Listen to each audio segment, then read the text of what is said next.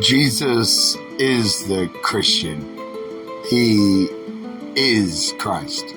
En at the end of a word means to be like the word priorly stated before it. That means to be Christian is to be Christ-like.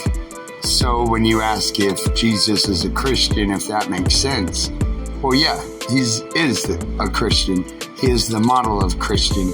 You must be like him. 10 commands, freedom, faithful to covenant, so forth. It's not that complex. And as far as God doesn't tell people to do things, well, that would just be wrong.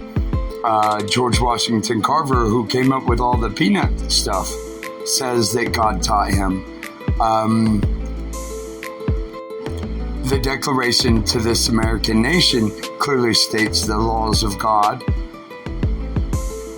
natural law, and nature's God entitled them, that people are endowed by their Creator with certain unalienable rights. Among these are life, liberty, and the pursuit of happiness. The first command to God proves his wisdom. Be free. The second proves he's only wise. Don't make idols playing me, taking freedom. This you seem to be fine with, but when you get real wisdom, you get knocked off. Well, let me put you back on it. The First Amendment to the first sentence in the Constitution, the first Bill of Rights, the First Amendment clearly states, Congress shall not establish any religion. That's idolatry. That's the second command. And they shall not prohibit the free exercise thereof. That is the first command. So running in reverse, alpha to omega, omega to alpha, proving that God clearly does tell man what to do. Not to mention the crucifixion of Christ is clearly real, being that the purple garments, the family, they cast lots, don't tear apart the family, but they curse kids, toads. Who has a lot? You can have this wife and kid while they crucify your husband on paper legality. That's the wooden cross. The nails is the industry. The burying is, well, what you're doing right here, the dragon's flood. A bunch of snake dust bullshit and nothing of your father's words. If your fathers are ignorant, then you must be.